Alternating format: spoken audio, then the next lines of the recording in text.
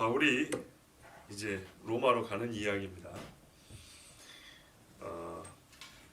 배를 타고 우리가 간다 그랬습니다. 우리가는 누구일까요?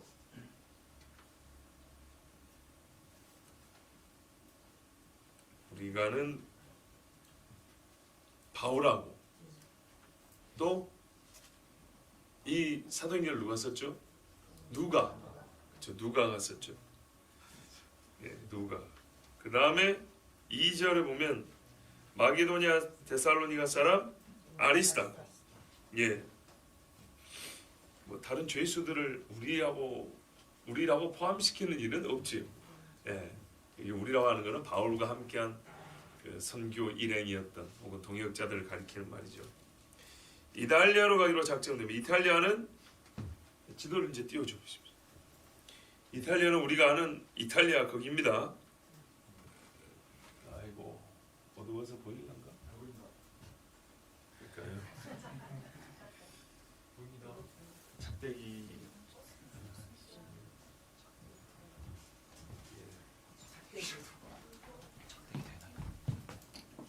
아 그거라도 빠지네. 좋습니다. 네, 가이사랴에서 배를 타서 여기 이탈리아로 가는 겁니다. 자, 거기로 가기로 됐는데 작정됨에 바울과 및 다른 죄수하고 아우구스토데라고 하는 이 백부장 율리오가 지휘하는 부대가 함께합니다. 군인 한 100명 정도 간다는 얘기죠. 100명이 꼭 다 갔다고 볼 수는 없을 수도 있습니다. 왜냐하면 나중에 배가 273명이가 탔는데 군인이 100명이면 나머지 죄수들, 선원들, 상인들 이름이 안 맞거든요. 백부장이라서 무조건 100명이 다 간 건 아니고 그 부대가 이제 차출돼가지고 끌고 간 거죠. 그런데 부대 이름이 아우구스투스 부대입니다. 이거 황제의 이름이죠. 자, 그러면 보통 부대를 처음 만들 때 이렇게 만들진 않아요. 그렇죠? 백골 부대가 그냥 이름이 백골입니까? 아니죠. 무슨 뭐 숫자로 있어요. 근데 그 부대의 역사를 또는 그 부대의 어떤 전공을 기념하여 앞에다가 붙인 이름이에요. 네, 그런 것처럼 우리 미국 같은 데도 보면 영화에 보면 사람 이름 붙여요. 보면 정식으로는 뭐 제1공병여단 제1대대 몇 소대 뭐 이렇게 나오거든요. 분명히 다 숫자로 나오는데 사람 이름을 붙이는 경우는 그 부대 유명한 사람을 기념해서 붙이는 경우 또는 큰 공을 세운 사람들의 명예로운 이름을 그 부대에 붙여주는 경우입니다. 그러니까 이거는 아우구스투스 이름이 붙여졌잖아요. 이 부대는 전에 큰 전공을 세워서 하사받은 이름이에요. 이 부대 이름으로.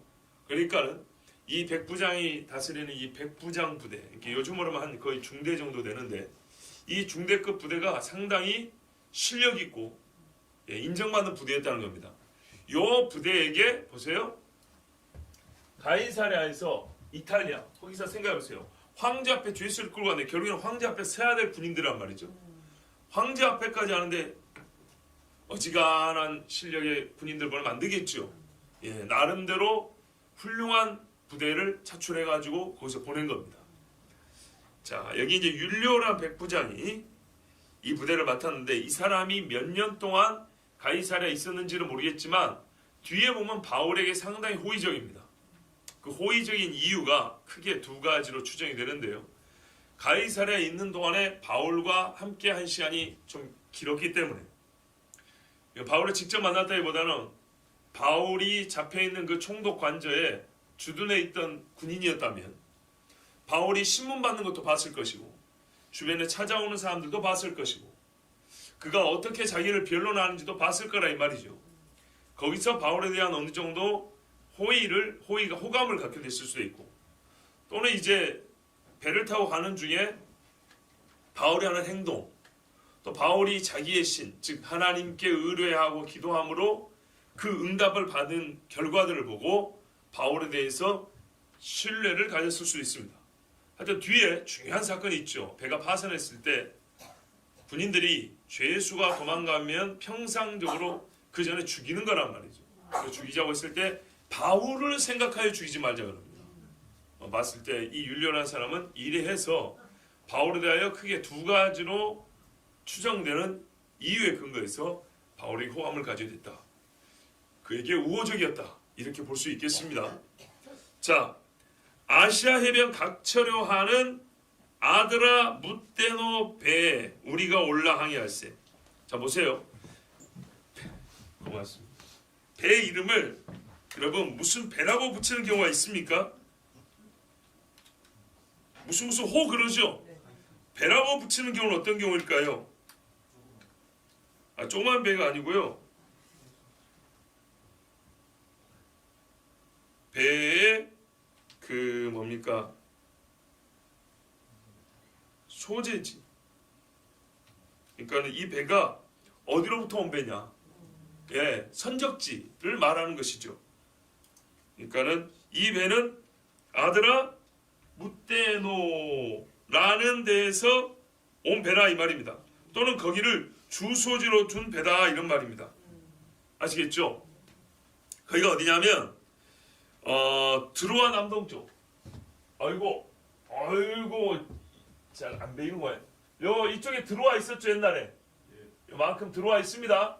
영화 트로이. 예, 요만큼입니다. 요 아시아죠. 이 저기 있는 어느 동네에서 온 배입니다. 여기까지. 그러면 이 배는 결국 어디까지 갈까요? 다시 요쪽만큼 가겠죠. 결국 아시아의 선적지를 둔 배이기 때문에 가이사랴에서 여기까지 왔다 갔다 하는 배입니다. 자, 거기에서 나온 배가 가이사랴에서 다시 이제 사람을 싣고 물건도 싣고 돌아가려고 할 때 이탈리아로 지켜야 하는 배가 없기 때문에 이 배에 먼저 올라탔어요. 선주나 선장 입장에서 기분이 좋을까요? 안 좋을까요? 왜요? 군인들이 있는데. 그런가 재수가 없죠? 죄수가 있으면. 그런데 말이죠. 실질적으로는 그렇게 기분 나빠할 이유가 없습니다. 왜냐? 해적들에게서 상당히 안전을 보호받을 수 있습니다. 군인들이 있기 때문에. 거기다가 아우구스토 데라. 명예로운 이름이 주어진 정예부대예요. 상당히 실력 있는 부대이기 때문에 이 부대가 함께 한다는 것은 이 사람들에게는 안전을 보장받을 수 있는 그런 이유가 되기 때문에 그렇게 기분 나쁠 건 없습니다. 자, 그리고 공짜로 가는 것도 아니고요. 자, 이래가지고 이제 갑니다. 근데 여기 보니까 마게도냐 데살로니가 사람 아리스다고. 야, 너무 오래됐네요. 마케도냐 여기죠? 마게도냐 지방입니다. 여기 데살로니가 출신의 아리스다고라는 제자가 있었어요. 이 제자들이 예전에 예루살렘 전가 땅을 갔었지 않습니까? 기억나시죠? 네, 3차 에베소에서 교육 다 마치고 한 바퀴 돌아서 예루살렘 왔잖아요. 이때 바울이 다른 사람들은 다 이제 사역지로 보낸 걸 알 수 있습니다. 어떤 사람들이 있냐면 우리가 이제 기억이 나시는가 모르겠는데 가이오 기억나시죠? 가이오는 이때쯤에 들리는 소리에 의하면 애굽에서 복음을 전하고 있었다 합니다. 북아프리카 이쪽 지역이죠. 그 다음에 디모데는 에베소를 거쳐 빌립보를 거쳐 로마로라 이런 말씀을 들었다고 되어 있습니다. 에베소에서 이 배를 건너면 빌립보죠. 그 다음에 세군도라는 사람이 있었어요. 역시 마케도냐 지방에서 사역하고 있었다 이러고요. 또 두기고, 드로비모, 에베소 지방의 소아시아. 자, 이 소아시아에서 사역했던 두 사람이 누구냐면 두기고와 드로비모입니다. 이 사람한테 바울이 나중에 뭐라고 편지하면 에바브라를 찾으면 로마로 데리고 오라 그럽니다. 로마 제가 같이 있을 때 이야기거든요. 아시겠죠? 이때쯤에 제자들이 이렇게 사역하고 있었습니다. 자, 그 다음에 디도는 안디옥 바깥에 수리아지요. 안디옥 여기 수리아 안디옥 있죠? 여기 지도에 안 보이는데 이쪽이 안디옥입니다. 이만큼 요 지역에서 디도가 사역을 하고 있었고 나중에 바울이 뭐라 하냐면 여기서 사역하다가 길리기아 지방으로 가라 그럽니다. 길리기아. 누구 고향이죠? 바울이죠. 길리기아 다소. 길리기아 다소. 자, 오랜만에 지도가 왔는데 여러분 막 그 생기발랄 하시더니 주일날 오후 무섭습니다. 예, 풍랑보다 무서워요. 그냥 확 다 주무셔버리네요. 자, 봐보세요. 그 다음에 나중에 말이죠. 디도를 어디 있다 보내냐면 그레데 섬으로 보낸대요. 크레타. 이거 중요합니다. 바울이 여기 한번 들르거든요. 여기서 들를 때 잠시 이 동네에 있는 교회의 상황을 확인한 겁니다. 그래서 나중에 로마로 간 다음에 디도에게 너는 크레테로 가라. 그래서 나중에 뭐 디도서에 보면은 그레데 사람들은 거짓말쟁이고 막 이런 이야기 있죠. 바울이 그때 파악한 거예요. 영 말하자면 질이 안 좋은 거예요, 사람들이. 교회를 다니는데 신앙생활 하는데 신앙이 질적으로 너무 이렇게 떨어진 거예요. 그래서 디도를 보냅니다. 디도는 여러분 2차 선교행부터 함께했던 제자입니다. 기억나십니까? 예, 안디옥에서부터 같이 출발했던, 그리고 중간에 디모데를 합류시켰습니다. 그래서 디모데하고 디도는 추정컨대 거의 친구처럼 이렇게 같이 지냈던 그런 사람들이죠. 그 다음에 소바더라는 사람이 있는데 이 사람은 북부 헬라로 가라 했습니다. 베레아와 데살로니가 베레아 이쪽 지역. 그리고 두라기움. 자, 두라기움 어디냐면 옛날 기억 여기서 요렇게 가면 이쪽에 있습니다. 여기서 배 타고 가면 이탈리아로 금방 가죠? 예, 이렇게 되는 겁니다. 자, 제가 항로를 가르쳐 드릴게요. 보십시오. 저를 보세요. 안 보면 몰라요. 배를 타고 이렇게 찾아갑니다. 그 다음에 여기서 정박을 하죠. 그런 다음에 요 고린도 쪽으로 갑니다. 아니면 배를 타고 바로 고린도로 갑니다. 그러면 옛날에 고린도에서 여러분 들은 말씀이 있어요. 뭐냐면 배를 육지로 운반하는 시스템이 있다 했어요. 기억나세요? 수련회 때 전했어요. 그때 배를 육지로 운반하는 그 일꾼들이 있고요. 그 와중에 무슨 축제가, 고린도 지역에 축제가 있어서 사람들이 아주 시끌벅적한 때가 있다고 그랬어요. 자, 하여튼 그래서 고린도쯤 아가야에서 배를 멀리 안 타고 오고요. 이렇게 갖고 와요. 왜? 파도도 안 쓰잖아요. 그래서 배를 육지로 옮겨서 다시 이렇게 하면 금방 이탈리아 갑니다. 이런 방법이 있고요. 아니면은 여기서 가서 육로로 해서 여기서 배를 타고 가는 경우도 있죠. 근데 지금은 배로 운동하죠. 배로. 그러면 항로가 이렇게 와가지고 요리 건너서 이렇게 가는 겁니다. 이게 빠릅니다. 그러니까 애시당초 이렇게 갈 일이 아니다 이 말입니다. 처음부터 이렇게 안 갑니다. 이렇게 갑니다. 그래서 아드라무테노 이쪽 지역 가는 배를 탄 겁니다. 예. 자, 보십시오. 이튿날 시돈의 데니.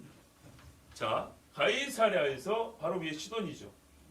여기서 물건을 더 싣고 가려고. 예. 그렇게 이제 배를 냈습니다. 이때 율리오가 바울을 친절히 대하여 친구들이 가서 대접받기로 하락하더니, 보세요. 여기서부터 벌써 상당히 호의적이죠. 다른 죄수에게 주는 특권은 아닙니다. 물론 로마 시민이기 때문에 좋겠지만 죄수 한 사람 잃어버리면 어떻게 할 거예요? 그것도 친구들 탈옥시키면 어떻게 할 거예요? 엄연히 이거는 배를 하나의 감옥으로 봐야 되는 건데. 그렇죠? 왜 여러분 걱정을 안 했을까요?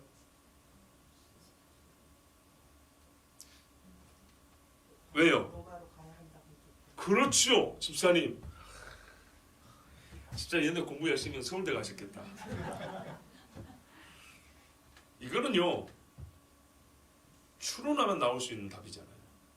보니까 그래서 제가 율리오가 가이사랴에 상당히 머물렀던 사람을 추정할 수 있다는 거예요. 바울은 자기가 로마로 가겠다는 사람이에요.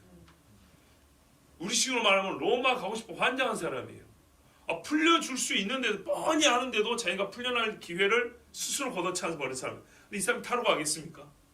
또 사람 생김새라든지 말하는 폼을 보니까 저 양반은 놔줘도 안 갈 사람. 그래서 갔다 오라고. 거기다 로마 시민이죠. 자기 말로 로마로 간다 그랬지. 그렇죠? 자, 그러니까 율리오가 허락을 해준 겁니다. 자, 시돈에서 친구들을 만납니다. 자, 4절입니다. 같이 보겠습니다. 시작. 또 거기서 우리가 떠나가다가 맞바람을 피하여 구브로 해안을 의지하고 항해하여. 그 다음에 5절에요. 길리기아와 밤빌리아 바다를 건너 루기아의 무라시에 이르러. 아멘. 자, 여러분 통독하는 것처럼 같이 보는 겁니다. 제가 깊이 있는 설명을 한 게 아니고 쭉 읽으면서 겉으로 들어간 것만 이렇게 긁어보는 겁니다. 예전에 수수 때 쟁기로 이렇게 고구마 밭을 이렇게 쭉 밀고 하면 깊이 있지 않은 고구마는 쟁기에 그냥 이렇게 다 들어져 나와요. 그리고 깊이 있는 건 호미로 이렇게 파내는 거예요. 그냥 쟁기만 한 바퀴 쭉 가도 긁어져 나오는 것들이 있어요. 자, 그런 거 보는 겁니다. 보세요. 뭐라 그랬냐면 우리가 떠나가다가 맞바람을 피하여. 왜 맞바람이냐? 이렇게 가지요. 그런데 말입니다. 이게 겨울이 가까우니까 가을이 되니까 이렇게 바람이 부는 거예요. 서풍이 분단 말이죠. 그죠? 그래서 맞바람을 피하여. 이게 좀 항적이 조금 그런데요. 그러다가 바람을 피해서 약간 아래로 돌아갔다는 얘기입니다. 여기 들어갔다는 얘기 아니고 이쪽을 보고 갔다는 얘기입니다. 방향을 그쪽으로 틀었다는 얘기지 구부로 섬으로 들어갔다는 얘기 아닙니다. 보세요. 구부로 해안을 의지하고 항해하여. 그러니까 바람이 이렇게 쭉 가려고 하니까 원래 이렇게 해안을 따라가면 파도가 약하잖아요. 그래서 이렇게 따라가려고 했는데 바람이 세게 불어서 약간 아래쪽으로 숙여줬다는 얘기입니다. 그래서 이제 올라갑니다. 길리기아와 밤빌리아 바다를 건너. 자, 길리기아 주고 밤빌리아 줍니다. 예, 도시가 아니고 길리기아의 다소섬, 요만큼의 다소가 있죠. 여기 들어간 만 쪽에. 여기에서 이쪽 지역 바닷가를 이렇게 따라서 이제 무라라는 도시에 도달하였습니다. 자, 그 다음에 거기서 백부장이 이달리아로 가려 하는 알렉산드리아 배를 만나 우리를 오르게 하니. 자, 이 배는 어디서 왔을까요? 그렇죠. 알렉산드리아에서 온 거예요. 배 이름이 알렉산드리아 호가 아니에요. 아까 앞에 배도 아들의 묻배너 호가 아니에요. 배 이름이 그게 아니고 배가 어디서 왔는지를 말하고 있어요. 알렉산드리아 어디죠? 여기입니다. 이집트입니다. 이집트. 무슨 말입니까? 이 배가 이집트에서 이리 온 겁니다. 지중해 건너서. 아시겠죠? 그리고 여기서 짐을 실어가지고 이탈리아까지 무역하는 이렇게 삼각 무역가 있던 배입니다. 그러면 자, 이 배는 작을까요? 클까요? 크죠? 그렇죠. 여기서 이 정도 오는 배하고는 사이즈가 다릅니다. 거기다 애굽에서 오는 거고요. 중간에 더 들려가지고 이 큰 도시에서 여기서 오는 짐까지 여기서 중간에 붙이고 바꿔 해가지고 이탈리아로까지 간다. 이거는 상당히 큰 배입니다. 당대에 이 정도 되는 상선이면 한 45m 정도까지 45m 길으면 요즘으로 치면 몇백 톤 정도 되는 그런 배 사이즈입니다. 자, 중형급 여객선 정도 생각하시면 됩니다. 예. 우리가 바닷가에 하면 연안 여객선들 있죠. 연안 여객선들 그보다는 좀 작은. 예. 왜냐하면 차를 싣고 하는 배들 주로 보셨을 거란 말이에요. 그보다는 좀 폭이 좁고 조금 작지만 긴 거는 45m 정도 되니까 절대 작은 배는 아닙니다. 자, 이런 배를 타고 어디로 갑니까 이제? 알렉산드리아에서 로마 쪽으로 이제 갑니다. 자, 이집트에서 온 배를 갈아탔습니다. 자, 그러니까는요 여기에 그렇죠. 자세히 안 나와 있으니까 넘어가겠습니다. 자, 이래 가지고 배가 더디 가. 왜 더디 갔을까요? 그렇죠. 맞바람 때문에. 큰 배니까 치고 갈 만은 한데 맞바람 때문에 이게 어려운 겁니다. 무슨 요즘 같이 프로펠러 돌려가지고 하는 게 아니고 바람을 타고 하는 건데 맞바람이라도 바람 조종을 잘하면 거슬러 갑니다. 근데 뒷바람보다는 힘들겠죠. 그래서 힘들게 가다가 여러 날 만에 간신히 니도 크니두스라는 데인데 맞은편에 이르러 풍세가 더 허락하지 아니하므로 살몬의 앞을 지나 크레데 해안을 바람막이로 항해하여. 그래요.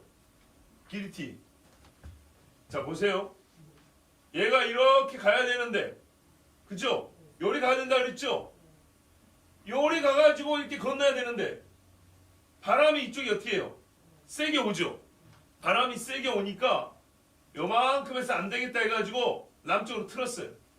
바람이 왜? 서북풍이거든요.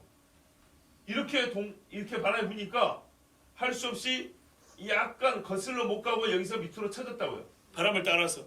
대신에 이 밑으로 통하면 섬이 바람막이가 되어주니까 갈만하다. 이렇게 생각하는 모양입니다. 그 다음에는 요 밑에서 약간 남풍이 불어주거든요. 그거 타고 약간 올라가면 되겠거니 이렇게 생각한 거예요. 그러니까 옛날에 돛을 잡고 다니던 배 시대이기 때문에 그런 시대라서 바람에 아주 민감했어요. 자, 이래가지고 살모네 앞을 지나, 자 여기서 풍세가 바람이 안 좋아서 이렇게 해서 살모네 요 뒤에서 이렇게 내려와서 여기 머물렀는데 여기 어디라고요? 미항이라고 한다. 그랬어요. 미항.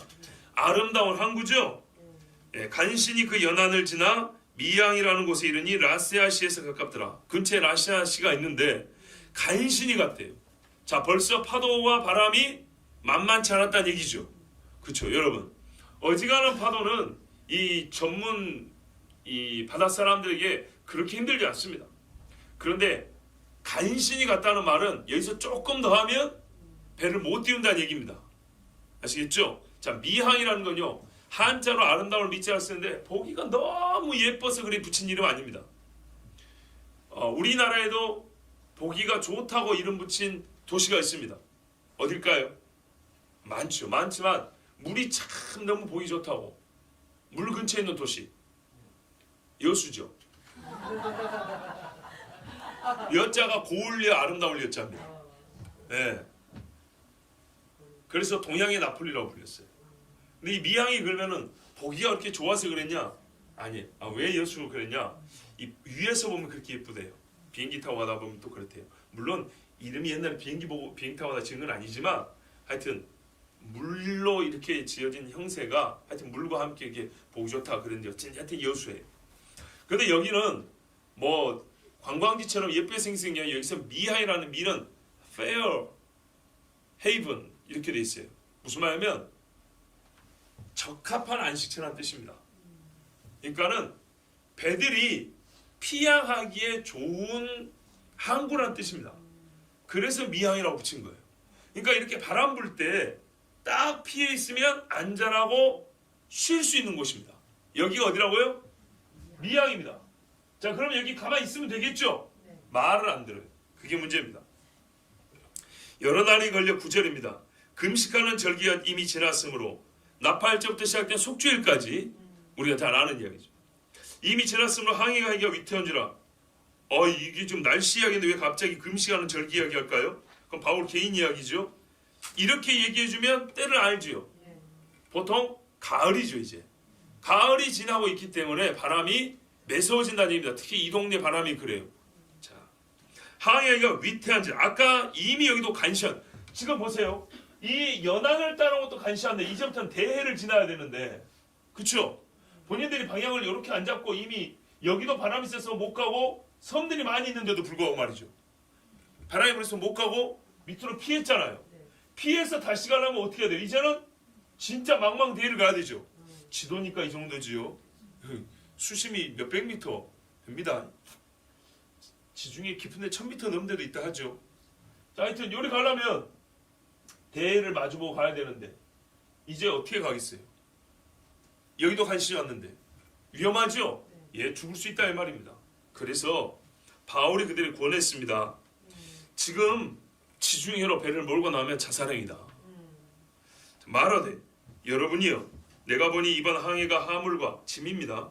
배만 아니라 우리 생명에도 타격과 많은 손해를 끼치리라 하되. 이 정도는요 항해 전문가가 아니어도 알 수 있는 이야기예요. 분명히 알 수 있어요. 백부장이 선장과 선주의 말을 바울의 말보다 더 믿더라. 자, 여기서 백부장이 그래도 권력자 아니겠습니까?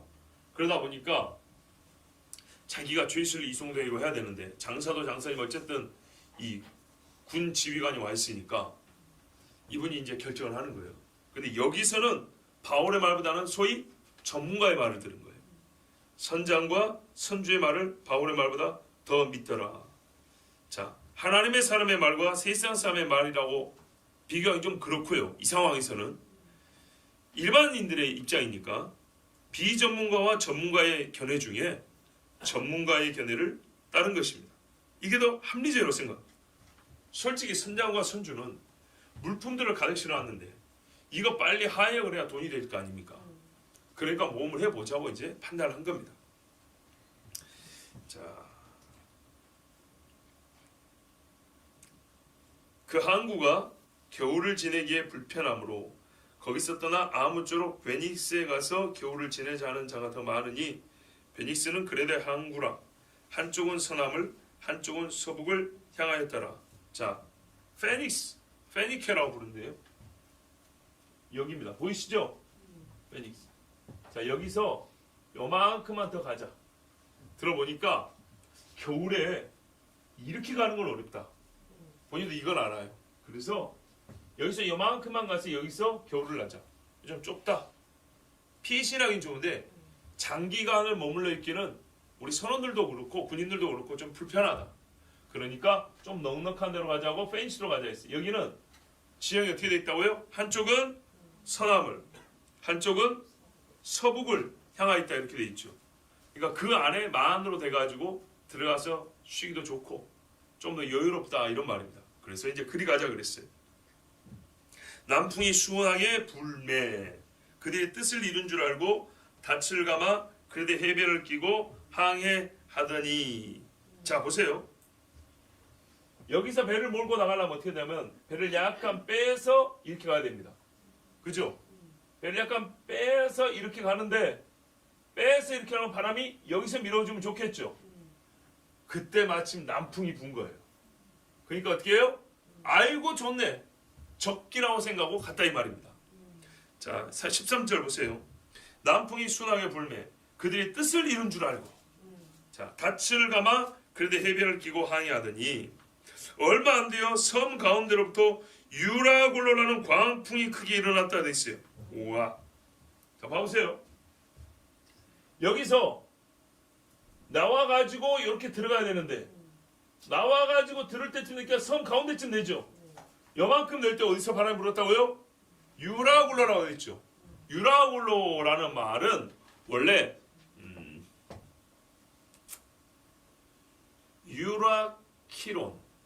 유라키론 원래 말은 그래요. 이 무슨 말이냐면 북동풍이란 말이에요. 예, 유라키론이 맞아요. 자 봐보세요. 북동풍이 어떻게 바람이 불죠? 지금 여기서 이렇게 나왔죠. 나와가지고 이쪽으로 들어가려니까 뒤에서 남풍이 불어주니까 여기서 보니까 야 남풍이 불어. 남풍이 부니까 배를 조금만 빼가지고 남풍 뒷바람 타고 베니스 가면 되겠다 했는데 나와서 뒷바람 타려고 했더니 거꾸로 북동풍이 불어버린 거예요. 요렇게. 그러니까 어떻게 되죠? 배가 일 밀려가겠죠. 그래서 밀려서 요 밑에 가오다라는 섬 근처를 지나게 된 거예요.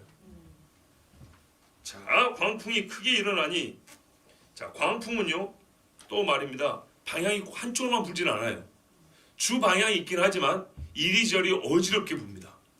자, 15절에 배가 밀려 바람을 맞추어 갈 수 없어 가는 대로 두고 쫓겨가다가 자, 바람이 무지하게 셌다는 걸 알 수 있습니다. 우리 젊은 분들이 가끔 유튜브 영상에 보면 바람이 세게 부는데 세일링 보트들 이렇게 대회하는 거 보이시죠? 타고 가죠. 거슬러도 가죠.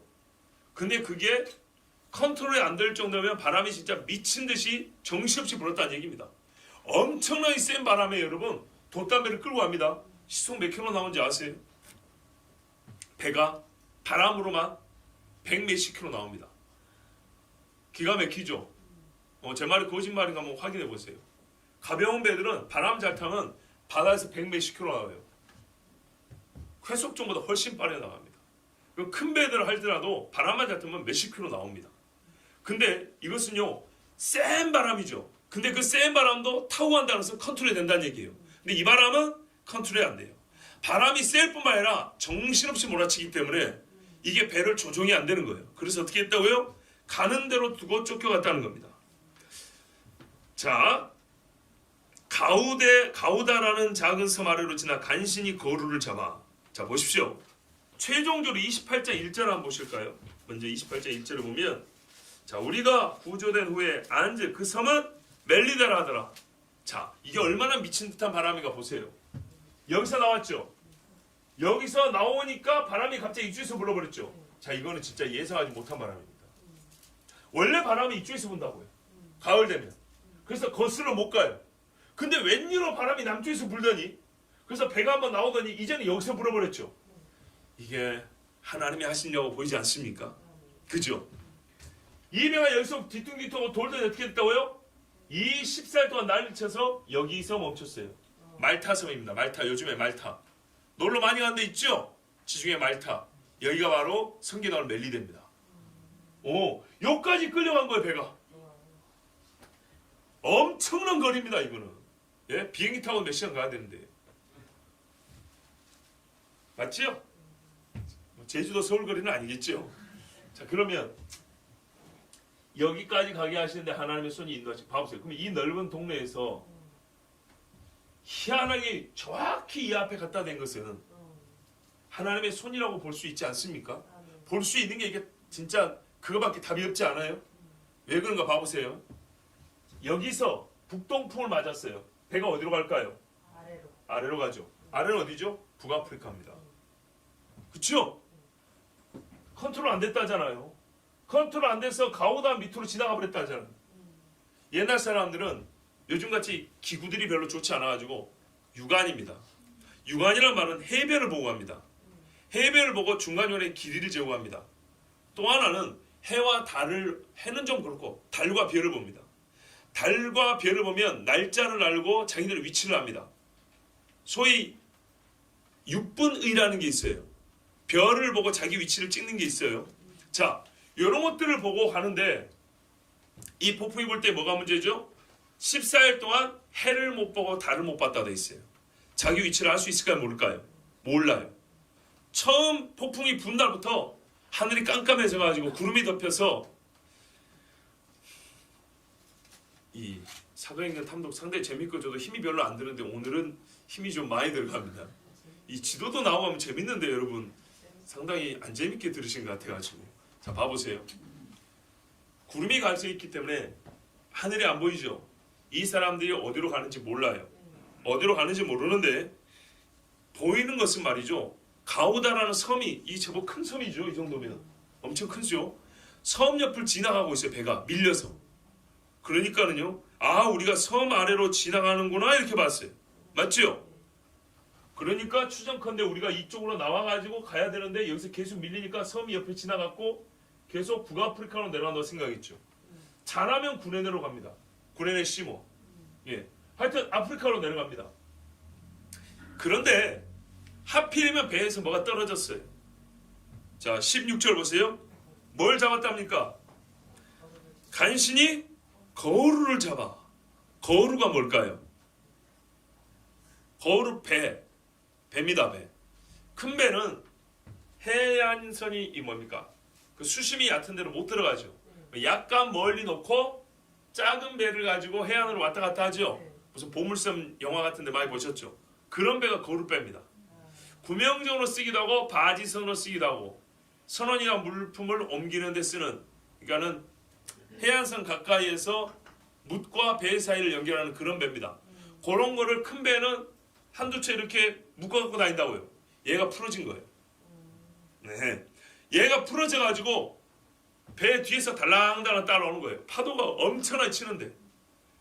그렇게 치는데 말이죠. 얘가 달랑달랑 따라오는데 문제는 이겁니다. 혹시 영화 마스 앤 커맨더라고 보셨어요? 젊은 분들 러셀 크로 주연. 우리 강평규 선생님 보셨죠? 거기 보면 배 하나 떨어져 가지고 있죠. 그거 주워 담아야 되는데 비슷한 예가 뭐냐면 돛대가 부러져 가지고 뒤에서 달랑달랑 따라오죠. 큰 파도가 치는데 번선이 있고요. 거기에 줄이 묶여가지고 그 조그만 배나 아니면 배의 어떤 일부분이 부셔져가지고 줄이 묶인 채로 배 뒤에 따라와요. 그럼 이게 어떻게 되냐? 따치 돼버린 거예요. 무슨 말인지 아시죠? 얘가 막 휘둘리고 얘가 물속으로 깔았잖아요. 그럼 이 배를 끌고 들어가요. 그래서 끊어야 돼요. 아니면 땡겨가지고 바로 배에 싣든지. 그 영화에서 할 수 없이 그걸 끊어요. 이제 그런 역할을 한 겁니다. 거루배가 풀려나가가지고 배하고 묶여는 있는데 뒤에서 달랑달랑하면서 이게 어떻게 해요? 조정이 안 되니까 뒤집어질 수도 있고 물에 침수가 되기도 하겠죠. 그러면 이게 물에 떠 있는 게 아니라 물에 가라앉아 버릴 경우는 큰 배를 같이 끌고 들어가 버립니다. 그런데 나중에 위험하니까 이거를 살릴 수 있으면 살려야 되겠죠. 그 말이 바로 요 짧은 한 주에 잡아져 있는 겁니다.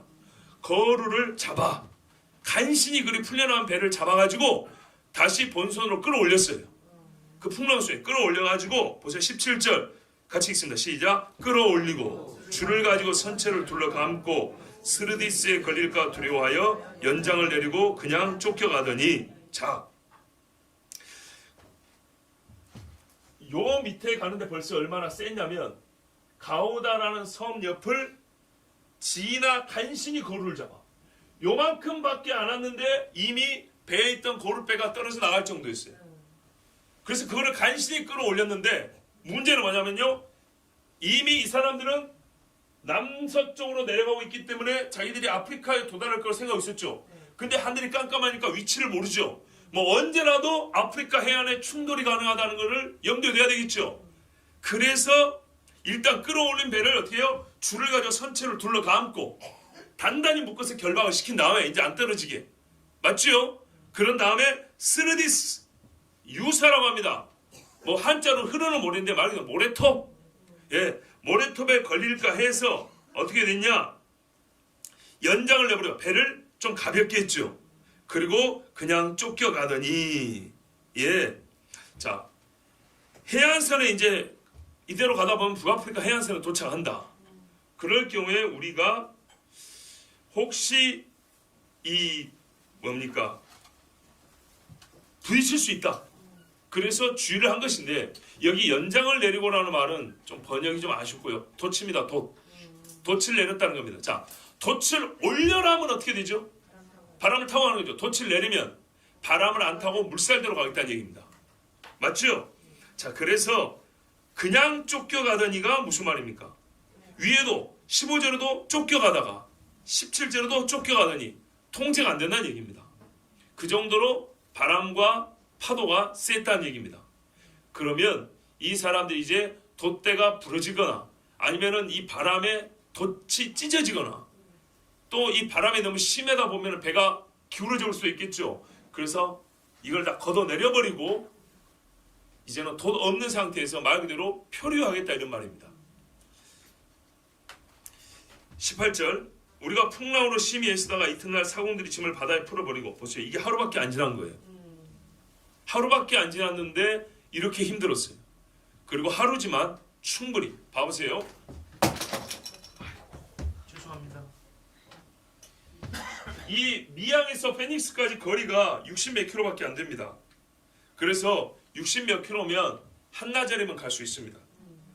한나절이면 갈 거리라고 생각하고 출항을 했기 때문에 이렇게 큰 걱정을 안 했지요.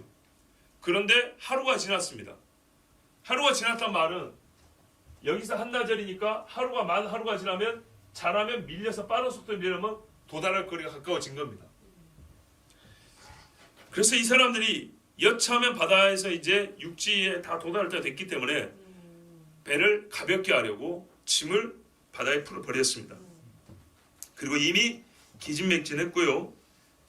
그 귀한 짐들을 버렸다는 얘기는 돈벌이를 다 포기했다는 얘기죠. 살고 봐야죠. 19절에 사흘째 되는 날에 배의 기구를 그들의 손으로 내버리니라. 자, 사흘이 지났는데 보십시오. 사흘이면 충분히 올 수 있죠. 여기까지가 한나절이니까. 근데 땅이 안 닿은 거예요. 아, 우리가 아프리카 해안으로 간 게 아니라 큰 바다로 밀려가고 있구나. 이렇게 이제 짐작을 했습니다. 그런데 여전히 배가 무거우면 안 되니까 배의 기구를 손으로 버렸다는 겁니다. 불필요하다고 생각되는 것들. 예. 많은 처음에는 이제 하역품을 버렸고요.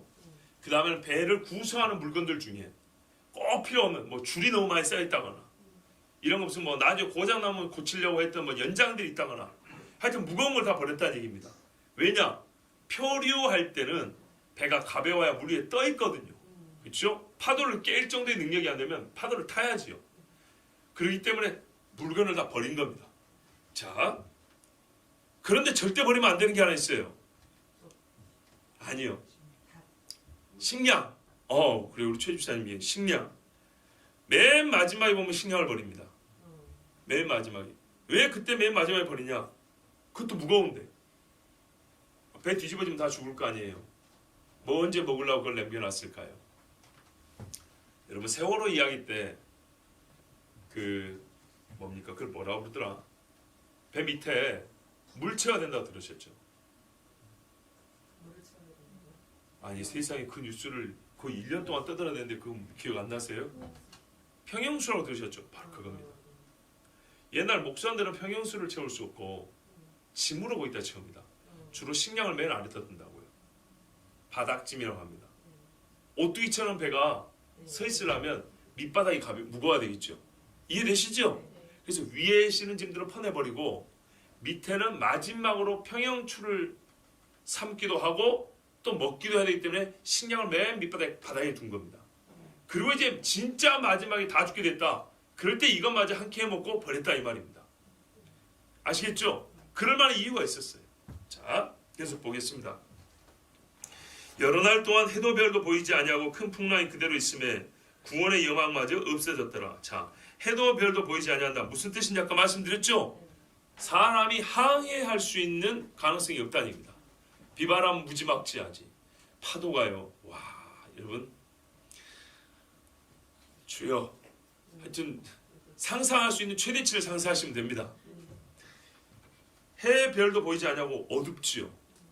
어디로 가고 있는지도 모르지요. 그렇죠? 그러니까 공포와 불안이 이만저만이 아닙니다. 그래서 구원의 여망이 없어졌다 했습니다. 여러 사람이 오래 먹지 못하였으며 바울이 가운데 서서 말하되, 자, 이게 이제 중요합니다. 지금까지 선장, 선주, 백부장, 배 선원들 할 수 있는 거 다 해봤죠. 뭐 통하는 게 있습니까 없습니까? 안 되죠. 자, 여러분, 제가 우리 그 현대란다. 지금 현재 기독교를 말살하고자 하는 그 누군가와 싸우고 있는 우리 기독지성인들 또는 운동가들에게 한마디 해드리고 수 있는 말, 기회가 주어진다면 하고 싶은 말. 싸움의 전략은 정치적, 경제적, 법률적보다는 말 그대로 좁은 의미에서, 엄격한 의미에서 보다 신앙적이야 한다. 타 종교들은 손잡지 말고 보다 신앙적이다. 그러면 네가 법을 몰라서 그래. 모르진 않아요. 정치를 몰라서 그래. 그것도 뭐 모르는 건 아니에요. 그런데 말이죠. 성경을 보세요. 우리는 그런 거는 신앙의 영역 밖, 하나님이 그게 신경 안 쓰는 것 같아요. 이 배가 어떻게 살죠? 나중에? 그렇죠. 그러면 그전에 보죠. 이 배가 왜 이 모양이 됐죠? 왜 이 위험에 빠지게 됐죠? 하나님이 그렇게 하신 겁니다. 아시겠어요? 하나님이 그렇게 하신 겁니다. 나라가 어려워지는 성경 보면 절대적으로 하나님의 징벌이라고 되어 있습니다. 하나님의 징벌인데 하나님의 진노를 누그러뜨리기 위한 방법은 어디에 있겠습니까? 성경대로 하나님께 돌아가면 됩니다. 그러면 찬송가, 어떤 사람은 좀 배운 인간들은 만사형통, 너무 기복적이고 수준 낮은 기독교인데 아니요, 진짜 만사형통입니다. 하나님을 경외하면 진짜 만사형통입니다. 에스더가 어떻게 얘기했다고요? 아하수에로 페르시아 대제국의 황제가 도장증을 어떻게 바꿔요? 똑같은 수를 하면 그 짧은 시간에 못 바꿉니다. 오히려 사랑이 호소를 했죠. 호소한 게 아니라 하나님께 호소했더니 하나님이 아하수에게 명부를 만들어줬는데 자기 부인 보호라는 모든 남자와 정의로운 사람들이 다 갖고 있는 그 본성을 자극해서 유다인을 구원할 수 있도록 하셨어요. 아시죠? 다니엘을 어떻게 살리셨습니까? 다니엘을 죽이려 했던 사람들 어떻게 그들이 사적으로 들어가게 됐습니까? 다니엘이 투쟁했습니까? 아니죠. 하나님께 기도했어요. 우리는 진짜 성경을 보고 성경의 방법을 배우지 않아요. 기도원이 어떻게 이겼죠? 이 전쟁 아닙니까? 전쟁이에요. 어떻게 이겼어요? 여호와 하나님께서 너 강한 용사에 부르시고 하나님의 방법을 가르쳤어요. 칼을 들었나요? 아닙니다. 물론 칼을 들고 싸울 때 있어요. 다윗 때는 칼을 들었어요. 그런데요, 하나님의 어떤 전쟁은 칼을 들 전쟁이 아니다고 가르쳐줍니다. 방법을 가르쳐준다고요. 하나님께 물으면 하나님이 방법을 가르쳐줍니다. 이 바람이 원래 부는 바람 방향이 아닙니다. 이것은 하나님께서 이곳에 말이죠, 하나님 살아계심을 보이시려고 작정하에 부르게 하신 겁니다. 다르게 말하면 바울이 죄지어서 바울을 책망하거나 벌 주려고 한 게 아닙니다. 바울과 함께 있는 이 배에 탄 사람들에게 하나님의 살아계심을 보이려고 한 것이지, 바울이 뭔 죄를 저질렀습니까? 그런데 우리가 알다시피 바울이 겪은 세 번의 파선이 있었지 않습니까? 이번 네 번째 파선은 바울이 겪은 파선 중에 최악입니다. 근데 바울이 이 최악의 파선을 겪을 정도로 지난 몇 년 혹은 몇십 년 동안 그렇게 죄를 지었습니까? 아니죠.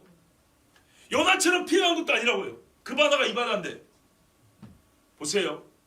바울은 하나님께 철저히 순종했고 하나님의 말씀대로 로마로 가서 황제에게 서야 한다 했어요. 이게 하나님의 뜻이고 자기의 소원이고 비전이었어요. 하나님이 이를 기쁘시게 받았어요. 그런데 왜 죽지 못해 살 정도로 이렇게 어렵게 하셨습니까? 그러니까 우리가 이거를 그냥 그렇게 힘든 일을 겪었단다고 생각하면 안 되고 사람으로만 저희 하나님을 말하면 섭리를 알아야 된다고.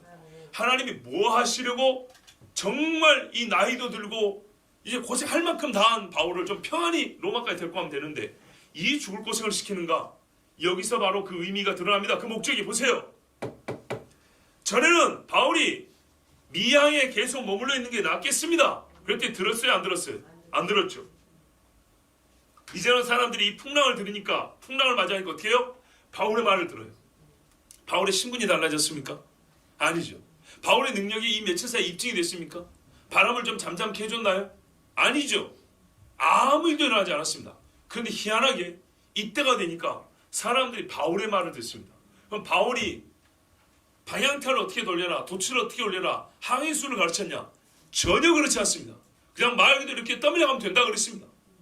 떠밀려가면 되는데 결론만 말해줬습니다. 이게 바로 예언이죠. 예언하게 하시는 겁니다. 하나님. 우리가 처음에는 뭐냐면 타격이 크다고 말했어요. 그런데 바울은 그동안에 뭐 했을까요? 기도했겠죠. 적어도 사람들이 이건 봤을 겁니다. 바울이 기도하는 건 봤을 겁니다. 이제 하나님의 사자가 나타나서 하는 말은 사람에게는 아무 피해가 없을 것이다. 생명에는 문제가 없을 것이다. 그리고 너희가 한 섬에 걸린다고 되어 있어요. 무슨 말이에요? 한 섬에 걸린다는 것은 한 섬에 평안히 입항한다는 게 아니고 좌초한다는 얘기예요. 걸린다고요. 그런데 어떻게 해요?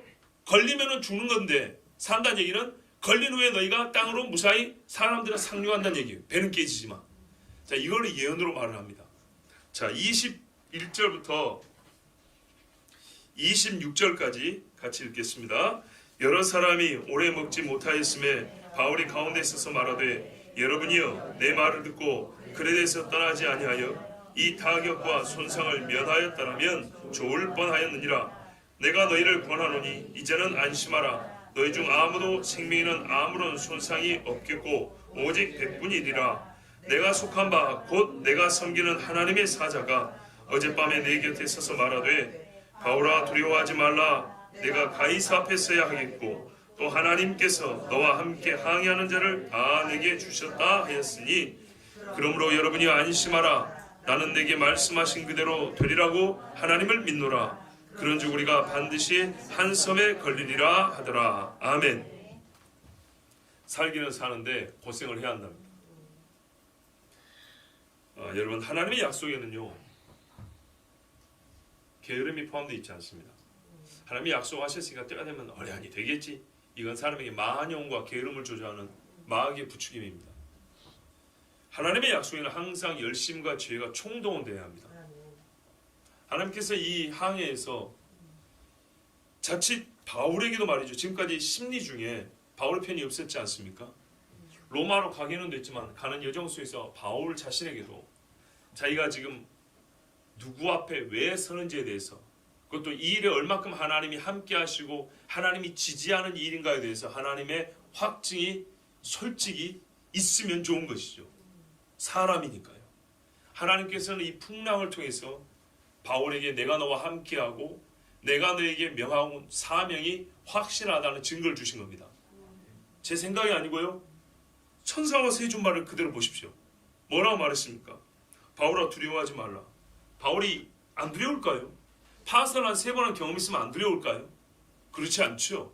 그래서 더 잘 아는 겁니다. 두려웠어요. 네가 가이사 앞에 서야 하겠고 또 하나님께서 너와 함께 항해하는 자를 다 내게 주셨다. 우와. 하나님께서 하시는 말씀이 네가 가이사 앞에 서야 한다 했어요. 죽어요? 살아요? 살아요. 그러니까 두려워할 필요가 없어요. 이것은 하나님 앞에 자기의 소원이었고 하나님의 약속이었어요. 하나님께서 지금 그 일을 행하고 있는 중인 거예요. 이건 하나님이 그 일을 방해하거나 외면한 게 아니고 하나님께서 가이사 앞에 바울을 세우는 계획 속에 이 일이 있는 거예요. 근데 그거를 출발하기 전에 몰랐죠. 이제 알았어요. 천사가 가르쳐줬거든요. 뭐라고요? 또 하나님께서 너와 함께 항해하는 자를 다 내게 주셨다. 내게 주셨다. 바울이 사람들을 주인 노릇합니까? 법률 관계가 바뀌어가지고 상정과 하인 또는 백부장과 간수, 죄수의 지위가 바뀌었습니까? 전혀 안 바뀌었죠. 안 바뀌었습니다. 그런데 내게 주셨다는 말은 무슨 말이죠? 그렇죠. 바울의 권위 안에 들어간다는 얘기죠. 바울이 지휘권자가 되고 또 바울이 하는 말에 의하여 그들의 마음이 움직인다는 얘기입니다. 여기서 실제적으로 지금 누가 선장이 되어버릴까요? 바울이 선장이 되어버린 겁니다. 배만 장악했다는 게 아니고 여기서 사람입니다. 여기 있는 사람들이 이제부터 바울과 바울의 섬기는 하나님을 알게 된다는 얘기입니다. 그래서 이 풍랑이 주어진 겁니다. 그 다음에요. 28절에서 보겠지만 멜리데 섬에 갔습니다. 바울이 하나님 갈 때 그냥 실없이 시간 많이 보내게 안 하세요. 이탈리아 가는데 멜리데 섬에 가고 전도하고 하죠. 그쵸? 야, 거기에 쉽게 말하면 교회 세우고 가는 겁니다. 이 역사가 하나님의 계획입니다. 내가 속한 바 내가 섬기는 하나님. 바울은요 이 어려울 때도 하나님 배신하지 않고 신뢰했어요. 그리고 기도했어요. 무서운 건 무서운 거지만 하나님을 끝까지 붙들었어요. 그때 하나님이 거의 10며칠이 됐는데 이때 바울을 지켜보시다가 천사를 보내셨어요. 성경의 천사는 어떻게 나옵니까? 모든 구원받을 후사들을 섬기라고 보내심이 아니뇨. 이렇게 말씀했습니다. 특별히 성경에 보면 구원자와 관계된 사람들을 상관하여 천사들이 많이 나타납니다. 그중 가장 대표적인 분이 예수님이죠. 수태고지 마리아, 요셉에게 말하죠. 동방박사에게 말하죠. 천사들이 나타납니다. 아주 구원에 있어서 결정적 타이밍에는 하나님께서 천사를 보냅니다. 그래서 천사를 보내서 바울의 기도에 응답하시면서 바울에게 안심과 확증을 주고 네가 이 배를 타고 하면서 풍랑을 당해 바울 자신도 고민됐을 거 아닙니까? 왜 갑자기 말도 안 되는 바람이 불었고 이 난리를 피고 우리가 지금 죽지 못해 살아야 합니까? 이것은 내가 이 사람들을 너에게 맡기고자 하는 섭리 가운데 내가 일으킨 풍랑이다. 이걸 하나님이 가르쳐 준 겁니다. 자, 여러분, 바울의 이 로마 여정에서 풍랑 고생했다만 생각하면 돼요? 안 돼요? 아니에요. 하나님의 구원의 손이 여기서도 역사하고 있는 겁니다. 자, 그러므로 여러분이 안심하라. 나는 내게 말씀하신 그대로 되려 하나님을 믿노라. 자, 지금까지는 이 사람들은 자기들의 경험을 믿었어요. 예, 항해술 자기들 실력을 믿었어요. 지금부터 바울은 이 사람들에게 맞서서 나는 하나님을 믿노라 해버렸어요. 지금부터 누구의 말이 이루어지는가에 따라서 누가 진짜 실력자인지 누가 살아있는 분인지 알 수 있겠죠. 최종적으로 누가 이겼습니까? 하나님이 이기셨죠. 열 나흘째 되는 날 밤에 우리가 아드리아 바다에서 이리저리 쫓겨가다가 자정쯤 되어 사공들이 어느 육지에 가까워지는 줄을 짐작하고, 자, 이게 이제 좀 난제입니다. 봐보세요. 열 나흘째 되는 날 밤입니다. 근데 자기들이 아드리아해에 있는지 어떻게 알았을까요? 자, 저를 보십시오. 바다가 이렇게 다른 거예요. 이 큰 게 지중해죠. 큰 게 지중해인데 그리스 요 앞에 여기를 에게라 하고 그 다음에 요 앞바다 여기를 아드리아해라 그럽니다. 아시겠죠? 고린도 이 사이에 여기를 에게해, 아드리아해, 여기를 이오니아해라 그럽니다. 요 부분을 이오니라 해라 합니다. 요 로마 이쪽 이오니아. 근데 실제로는 이오니아해에 있었습니다. 아드리아해는 약간 이쪽입니다. 이건 요즘 지명이고요. 성경은 옛날식 이름을 따는 겁니다. 아시겠죠? 요즘 지도를 보면 아니 배가 여기서 멜리데 섬에 머면 여기 아드리아해 아닌데 이런다고요. 옛날에는 여기도 아드리아해로 불렀던 거예요. 아시겠습니까? 예, 옛날식입니다. 어떤 사람은 그래요. 고래를 얘기하면 고래는 고기 아니고 포유류인데 이런다고. 그건 여러분 1800년 중반 이후부터 사람이 분류한 법에 따른 것이고 예전에는 물에 사면 다 물고기라고 했어요. 물에 사는 고기라고. 자, 물에 사는 짐승이라는 얘기죠. 자, 그러니까 이거는 고민할 필요 없고요. 그런데 아드리아해에 있었는지 어떻게 알았을까요? 밤인데 해도 없고 달도 없고 별도 없었다는데 나중에 그 다음날 날이 새어 보니까 자기들이 어딘지 알았죠. 왜요? 멜리네 섬 앞에 와 있었잖아요. 그러니까 어젯밤에 우리가 뭘 알았냐면 육지가 가까운 것만 감 잡았거든요. 그 가까운 육지가 바로 저 눈앞에 보는 멜리네 섬이었어요. 그러니까 이 멜리네 섬이 어디냐면 고대 기준으로 아드리아해인 거예요. 그래서 자기들이 아드리아해에서 지금 마지막 이 풍랑에 고생하고 있구나 생각한 겁니다. 근데 육지가 가까운지 어떻게 알았냐? 잘 보세요. 육지가 가까우면요 파도 소리가 다릅니다. 전문 선원들에게는 망망대해에서 치는 파도 소리하고 육지가 가까운 데에서 들리는 파도 소리가 다릅니다. 그리고 냄새가 다릅니다. 망망대해에서 맡는 바다 냄새하고 육지가 가까운 데서 나는 바다 냄새가 다르답니다. 이거를 실제로 구분하는 선원들이 있답니다. 이거는 확실한 사실입니다. 그래서 이 전문 선원들의 입장에서는 밤에 파도 소리가 좀 다르다거나 아니면은 이 냄새가 먼 바다하고 다르다거나 쉽게 묻 냄새가 나요. 땅 냄새가 바닷물에 섞여 난다고요. 저희 같은 비전문가들도 이 바다에 살다 보면 이 바다 냄새가 예민하게 이게 조금씩 차이 나는 걸 알아요. 근데 그 차이가 무슨 차이인지는 잘 모르지만 하여튼 차이가 나긴 나요. 근데 하여튼 이 전문 선원들은 이것을 통해서 육지가 가까이 오고 있다는 것을 알았다는 겁니다. 그리고 날이 새어 보니까 눈앞에 뭐가 보여요? 섬이 하나 보였어요. 멜리데라는 섬이. 그러니까 엄청나게 멀리 왔죠. 이렇게 멀리 온 거예요. 자, 28절에 아직은 밤입니다. 물을 재어보니 20길이 되고 조금 가다가 다시 재니 15길이라. 여기서 길이라는 것은 사람이 팔을 이렇게 쭉 벌렸을 때를 한 길이라고 합니다. 보통 1.8m거든요. 20길이면 36m, 15길이면 27m쯤 됩니다. 점점 육지에 가까우고 있다는 겁니다. 참 놀랍지 않아요? 한참 헤매던 배가 희한하게 돛을 단 것도 아니고 자기들이 노를 저은 것도 아닌데 자동적으로 육지 쪽으로 배가 가고 있는 겁니다. 표류하고 있는데 그 정도 되니까 이제 결론이 나왔어요. 결국 우리 배가 이 섬에 닿겠구나. 그래서 준비를 합니다. 29절에 암초에 걸릴까 하여 고물로 단 넷을 내리고 날이 새기를 고대하니라. 자, 밤에 이렇게 계속 밀려가다 보면 보세요. 조금 가니까 벌써 몇 미터가 줄어버렸습니까? 9미터가 줄어버렸잖아요. 아까 36미터였는데 조금 가다가 재보니 27미터. 그러면 이 밤이 다 가기 전에 배가 이미 육지에 닿아서 부딪히겠죠. 밤에 그러면 다 죽는 거 아닙니까? 그래서 더 이상 접근을 못하도록 닻을 4개를 뒤로 다 내렸대요. 와, 이거 진짜 큰 배입니다. 뒤쪽으로만 내릴 수 있는 닻이 4개씩이나 된다. 앞에 또 있었거든요. 뒤로 닻을 4개 내리게 되면 배가 큰 배인데 그러면 풍랑이 얼마나 심한지 알 수 있어요. 자, 이렇게 닻을 내리고 있었어요. 저를 봐보세요.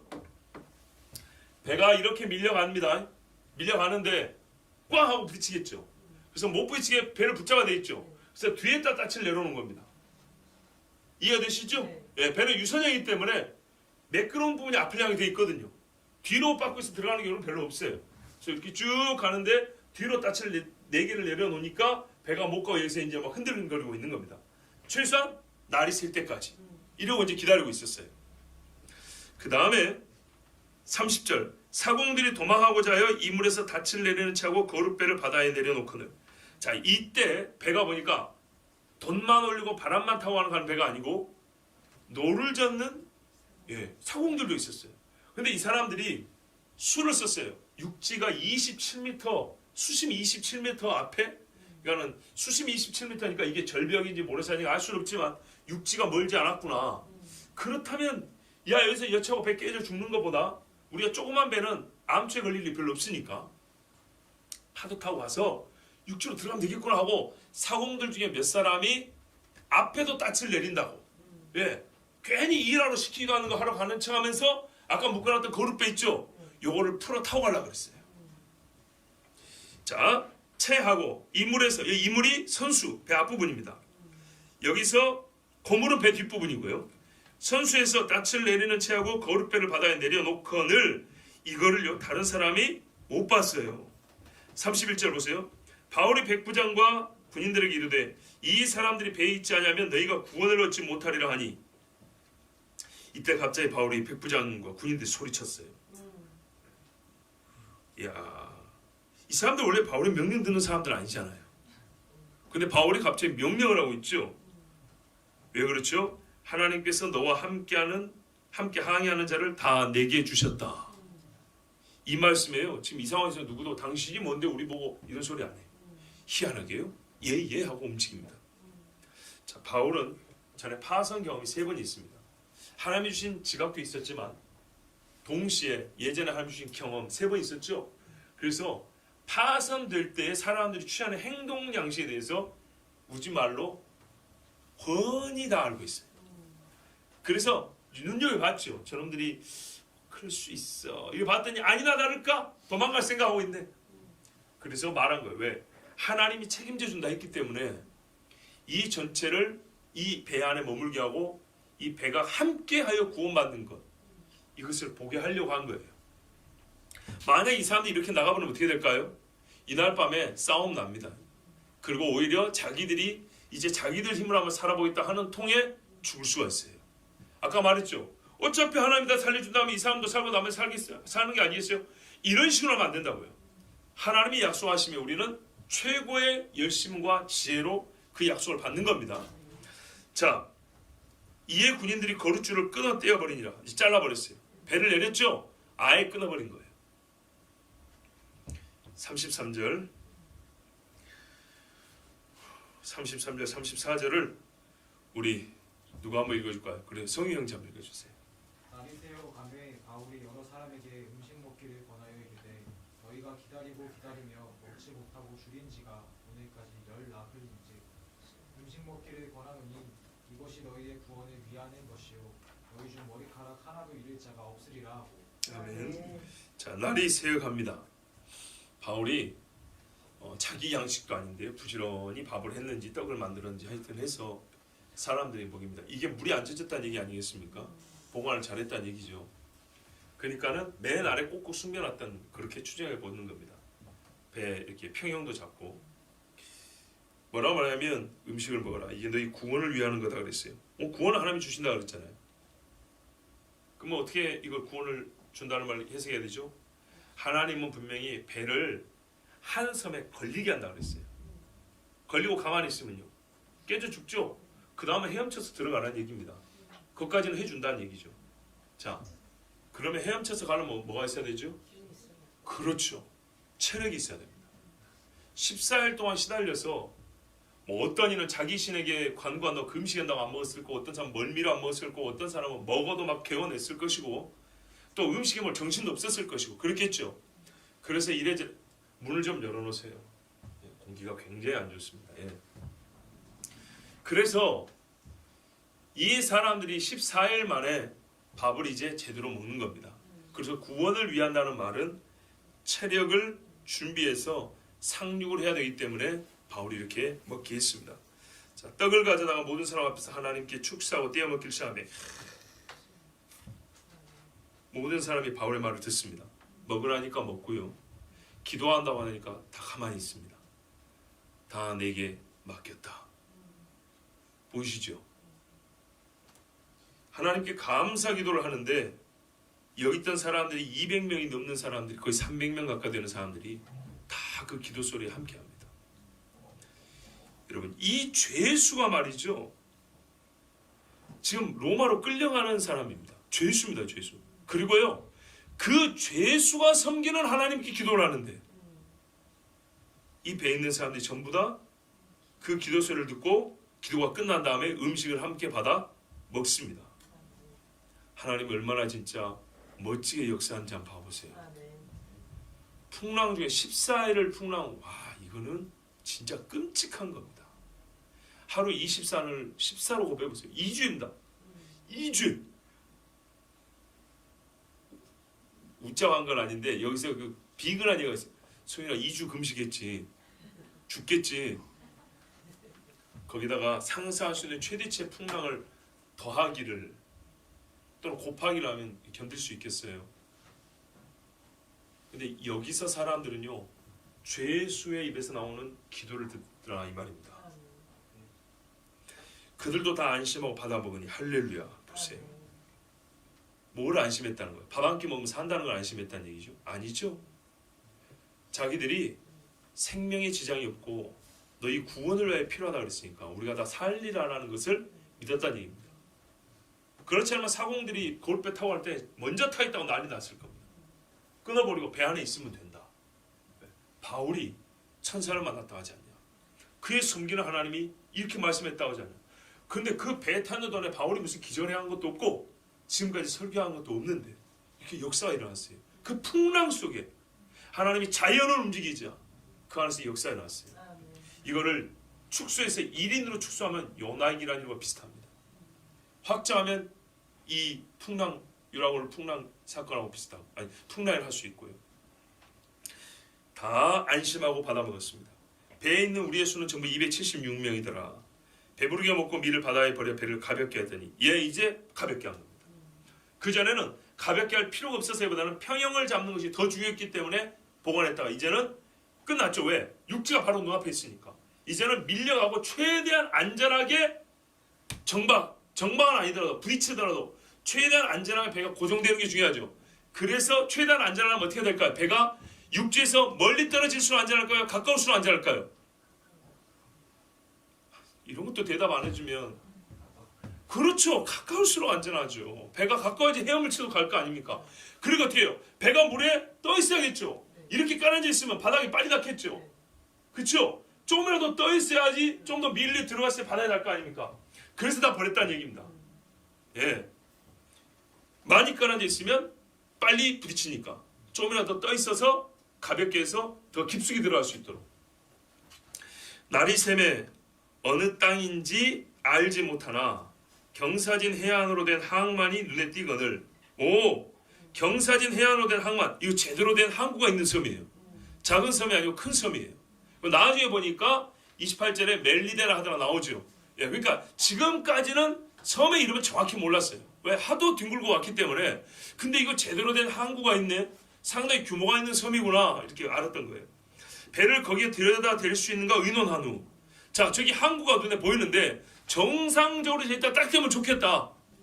그렇죠. 최상의 시나리오죠. 이렇게 되려고 했는데 이제 그것을 한번 해보려고 닻을 끊어 바다에 버리는 동시에 자, 뒤에서 닻이 잡고 있었죠. 이걸 끌어올려서 실으면 좋은데 계속 뒤에서 파도가 치고 있는데 봐보세요. 저를 보세요. 치고 있는데 닻을 일단 묶어놨죠. 바람이 이렇게 불어요. 파도가. 배가 이렇게 끌려가려고 그러죠. 닻이 그러니까 팽팽하게 있겠죠. 닻을 끌어올리려면 배를 다시 끄집어 내니까 파도를 거슬러야 되겠죠. 그러니까 차라리 끊어버리자고 끊고 쭉 나간 겁니다. 그리고 키를 풀어 늦추고 닻을 끊어버린 바다에 버린 동시에 키를 풀어 늦추고 키는 방향타인데 이게 무슨 말일까 했을 때는 그러니까 키를 방향을 물살을 좀 이렇게 쉽게 탈 수 있는 쪽으로 이렇게 돌렸다는 그렇게 볼 수 있겠어요. 그 다음에 돛을 달고 바람에 맞추어 해안을 향하여 들어가다가 자 돛까지 올렸어요. 예, 돛까지 키를 풀어 놓치고 키가 방향타인데 방향에 따라서 배가 이리저리 못 움직이게 그냥 고정될 수 있을 정도로 키를 어떻게 묶어놨다는 뜻으로 볼 수도 있겠어요. 그 다음에 돛을 달고 이제 바람을 타고 가죠. 그리고 쭉 안으로 들어가는데 하필 닷도 끊었지. 닷과 돛은 구분하시죠? 닷은 바다에 박는 거고 돛은 위로 올리는 거예요. 자, 이건 끊고 위로 올리고 바람 타고 쭉 들어가는데 됐다 하고 이제 항구에 들어간다 했는데 갑자기 두물머리 두 물이 만나는 곳 여기에 배가 들어간 거예요. 자, 41절에 두 물이 합하여 흐르는 곳을 만나 배를 걸매 이물 배 앞부분입니다. 부딪혀 움직일 수 없이 붙고 고물은 큰 물결에 깨어져 가니 뒷부분은 파도가 계속 밀어붙이니까 깨지는 거예요. 자, 저를 보세요. 여러분 계곡이나 고랑에 비가 많이 오면 물이 쫙 내려가죠. 물이 내려가다 중간에 물이 이렇게 올라가는 부분이 있죠. 그러면 물이 이렇게 올라가면서 동시에 물이 이렇게 만나고 다시 이렇게 나가죠. 그렇죠? 보통 그런 경우는 바닥 지형이 움푹 올라와 움푹 팬 게 아니라 이렇게 돌출되어 있는 부분들입니다. 대개 돌이 있거나 바닥에 돌출해 있으면 물이 이렇게 가다가 이렇게 타고 넘어가죠. 타고 넘어가는데 그냥 이게 빠듯이 가는 게 아니라 이게 좁아지면서 물이 모입니다. 여기 타고 넘은 다음에 다시 흩어지죠.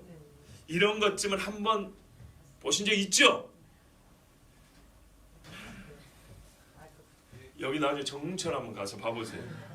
예, 쉽게 볼 수 있는 것들입니다. 그러니까는 이 물이 갑자기 이렇게 되는 게 있죠. 계곡에 뭐라 그러죠? 래프팅? 뭐 그런 거 한 대 보세요. 맞아요, 그거? 이름 맞아요? 예. 그때 막 배가 뒤집어지기도 하고 막 부딪히기도 한단 말이죠. 밑에 돌출되어 있는 부분이 심할수록 물이 더 위로 춤을 춰요. 그리고 이게 물이 모였다가 흩어졌다가 모였다가 흩어지다. 바로 요 자리에 딱 배가 가서 처박은 겁니다. 물이 모이는 힘에 딱 한데 거기가 보통 뭐였다고요? 돌출된 부분이라고. 그러니까 배가 그냥 딱 박아버린 겁니다. 근데 뒤에서는 계속 밀어붙이죠. 자, 이러니까 배가 깨져간다는 얘기입니다. 자, 군인들은 죄수가 헤엄쳐서 도망할까 하여 그들을 죽이는 것이 좋다 했으나, 자, 다 죽어, 이 사람들 다 도망치면 책임은 누가 져야 됩니까? 자기들이 져야 되죠. 그래서 죄수는 도망치게 하는 것보다는 죽이는 것이 더 낫다는 것이 통념입니다. 그래서 죽이려고 했습니다. 백부장이 바울을 구원하려 하여 그들의 뜻을 막고 헤엄칠 줄 아는 사람들을 명하여 물에 뛰어내려 먼저 육지에 나가게 하고, 같이 44절요. 그 남은 사람들은 널조가 혹은 배 물건에 의지하여 나가게 하니 마침내 사람들이 다 상륙하여 구조되니라. 아멘. 백부장은 이미 바울을 신뢰하고 살리고 싶었기 때문에 헤엄칠 줄 아는 사람은 죄수든 상인이든 군인이든 다 뛰어내려서 가라 그랬어요. 배가 육지에 많이 가까운 데서 좌초됐기 때문입니다. 나중에 배 수리했다는 얘기도 나오지 않습니까? 그죠? 그러니까는 아주 먼 거리는 아니었어요. 그리고 그 남은 사람들은 널 조각이나 배 물건, 부유물에 뜰 수 있는 것에 이렇게 품고 의지하여 가게 했습니다. 페트병 있죠? 신기한 거 가르쳐드릴게요. 페트병 하나도 의지하면 도움이 됩니다. 두 개 줄로 이렇게 묶어갖고 허리춤에 차면 이렇게 오르죠? 안 가라앉습니다. 안 가라앉습니다. 예, 이 정도면 뜰 수 있습니다. 재밌죠? 네. 예. 우리 시골에서 옛날에 플라스틱으로 된 공이 있어요. 그 양식할 때 이렇게 띄워 넣는 거. 얼마나 하면 요만해요, 진짜. 요만해요. 요만한 것밖에 안 되는데 요거 두 개 줄로 묶어가지고 중학생 정도까지는 이걸 이렇게 차면 뜹니다. 요만한 것도. 페트병은 요거보다 공기가 한 2배 정도 들어가거든요. 어른도 이렇게 하고 두 개 하면 충분히 뜹니다. 그러니까는 부유물들, 넙자가 판자 있지 않습니까? 넙자할수록 좋죠. 넙자가 이렇게 딱 대고 수영장 하면 처음 배우는 거 파닥파닥한 것처럼 그렇게만 해도 밀려간다는 얘기입니다. 자, 그렇게 해가지고 그렇더라도 이렇게 파도가 칠 때는 바위에 사람이 얼마나 위험하냐면요. 모래사장이면 괜찮아요. 다행인 것은 보세요. 여기 뭐라 되냐면 여기가 말이죠. 바위였으면 다 죽습니다. 물에 뛰어든들 바위를 어떻게 타고 올라갈 건데요. 그리고 바위에 파도가 때려버리면 얼마나 무지막지게 때는지 가끔 관광지 가서 보셨죠? 관광지에 출입이 가능할 정도면 풍랑이 아닙니다. 동해나 뭐 남해나 이런 데 가가지고 파도 친 데 가서 와 바닷가 보러 갔는데 파도가 친다. 팡팡 깨진다. 오 무섭다 하는데 통제를 안 한다. 괜찮다는 얘기입니다. 예, 그 정도. 우리는 무서운데 통제 안 한다는 얘기는 그 정도 괜찮다는 얘기입니다. 구경하는데. 근데 그것만 하도 바다에 내가 빠져 있으면요. 올라올 수 있겠어요? 절대 못 올라옵니다. 절대로. 그러면 이 사람들이 천멍천멍하고 수영도 못하는 사람들이 부임을 끌어안졌다고 올라올 수 있을까요? 못 올라오겠죠? 근데 어떻게 다 살았대요? 답이 나와 있잖아요. 성경은 바다가 그 해변이요 바위라고 말 안 했어요. 뭐라고 했습니까? 39절에 경사진 해안으로 된 항만이 눈에 띄거늘.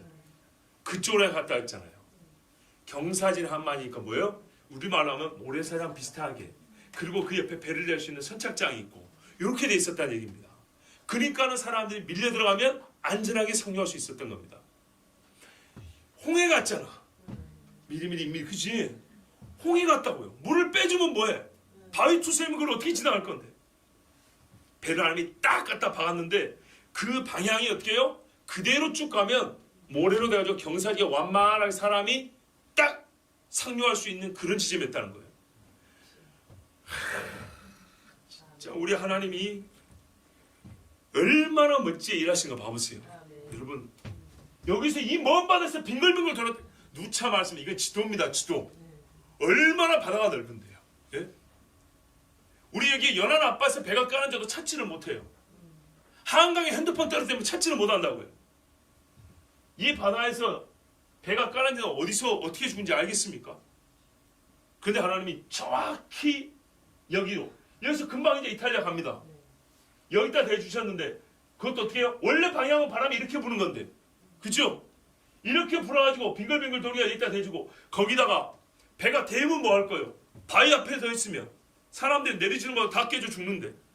왜 무섭냐면요, 이 파도가 칠 때 사람이 뭘 타고 가잖아요.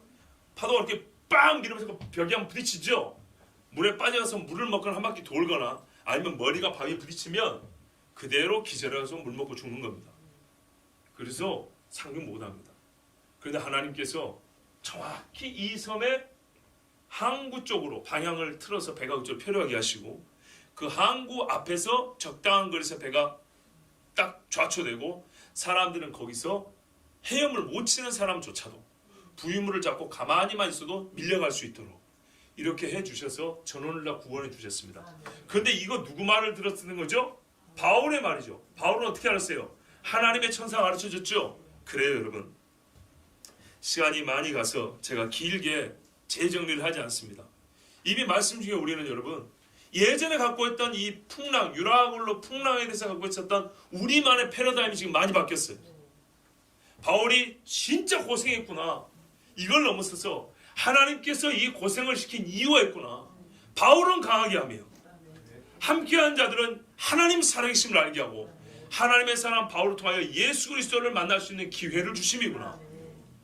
그리고 멜린 섬에까지 가서 일어난 일을 보면 이건 확실합니다. 그리고 이 일을 경험으로 말미암아 저는 더 확실한 바가 하나 생겼어요.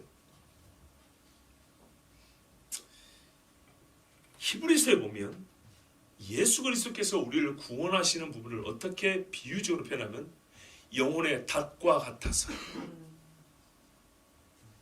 그의 닻을 먼저 항구에 내리심에 우리가 그리 들어간다, 이렇게 되어 있는 표현이 있어요. 2장부터 4장 어간에 있는 것 같은데요. 봐보세요. 무슨 말이냐면 항구가 있는데 배는 닻이 내려졌으면 거기 정박을 하죠. 근데 이걸 약간 응용을 한 거예요. 배가 지금 항구로 향하고 있는데 닻이 먼저 항구 앞에 딱 이렇게 떨어져 있는 거예요. 그럼 어떻게 해요? 땄줄이 거기 내려져 있기 때문에 배는 자동으로 항구로 들어가겠죠. 배를 많이 타고 파선을 하고 닻이 무엇인지 뱃사람이 아니고 장막 만드는 사람이지만, 순육지 사람이지만, 이 경험을 통해서 하나님, 아니 우리 주 예수 그리스도께서 얼마큼 우리를 확실하게 구원을 확보해 주시는 분인가, 우리의 구원의 완전한 보증자가 되신 걸 그렇게 비유한 거예요. 닻이 항구에 이미 내려져 있다. 그리고 그 닻을 끌어당기면서 배가 항구에 정박을 하게 된다는 거예요. 배는 아직 항구에 안 가 있는데 닻이 이미 항구에 내려 있다. 그리스도가 이미 항구에 들어가 있고, 우리는 그 땄줄을 붙잡고 항구로 들어가야 안전하게 정발할 것이다. 그리스도 예수께서 하늘을 보좌에 오르시고 하늘에 있는 지성소에 들어가셨다는 것을 이렇게 비유할 수 있다고 하고, 그 시대 사람들이 이해할 수 있는 말로 표현해 줬어요. 이래서 우리 구원의 확실함 뿐만 아니라 히브리서를 바울이 썼다라는 증거를 더 얻는 것입니다. 여러분, 하나님이 행하신 일 놀랍고, 항상 하나님은 모든 일에 찬양을 받으실 만합니다. 여호와의 일이 선하고 의로우신 일을 믿는 자에게는, 또 그리고 그 믿음으로 기도하는 자에게는 하나님께서 천사를 보내주셔서 내가 너에게 이 일을 허락한 것은 이러이러한 나의 목적이다. 즉 나의 영광과 나의 살아계심을 이 백성이 증거하고 너로 하여금 나의 하나님의 사람인 것을 알게 할 것이며, 또한 네가 나에게 받은 바 네가 왕 앞에 서야 하리라, 로마 황제 앞에 서야 하리라는 것을 너에게 확실하게 하고 그게 설 너를 준비케 하려 합니다. 하나님께서 이렇게 말씀하실 줄로 믿습니다. 하나님이 하신 모든 일을 신뢰하십시오. 여호와께서 우리와 함께 하십니다. 이 시간에 우리 함께 기도합니다. 살아계신 하나님께서 우리에게 말씀하시고 우리에게 은혜를 주셨습니다.